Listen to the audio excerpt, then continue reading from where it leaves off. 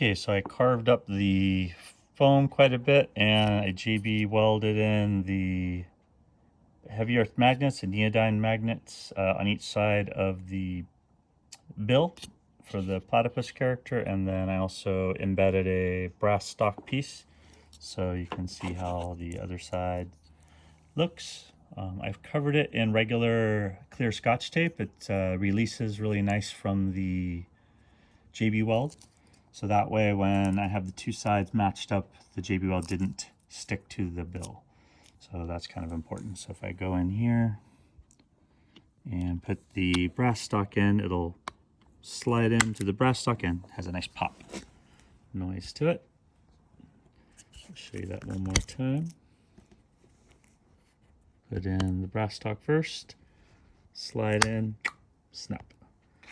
All right, there we go. And he's got a very little wiggle to it. Not totally happy, but I'm gonna secure the back side, like the mount here, while I have the tape on. I want to make sure that is the, let's see if I can get the focus here right. There we go. I'm gonna fill in the back side of the face here where the snout connects, and then I have two more holes drilled in the bottom. So I'm going to do some more brass stock inserts and then do a wire so that the bottom of his mouth can open and close. And lastly, we're going to inset the eyes. I'm going to show you how to use a popsicle stick to go across the bridge of the nose to make sure the eyes are aligned correctly.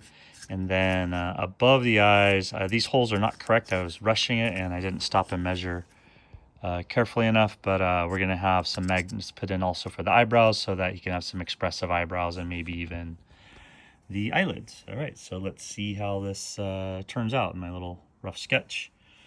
The shoes, and gonna go for some, he's gonna have some dragon scale shoes and top hat and maybe matching belt. So matching shoes, belt, and hat combination. I'm not sure about the outfit yet. I have a colorful, some real thin. I have to get the material. Remember, the material's gotta be thin enough to be animatable when you attach it to these little puppets. And some fur shoulder pieces maybe, and then I'm gonna go with like a shillelagh style Irish cudgel walking stick.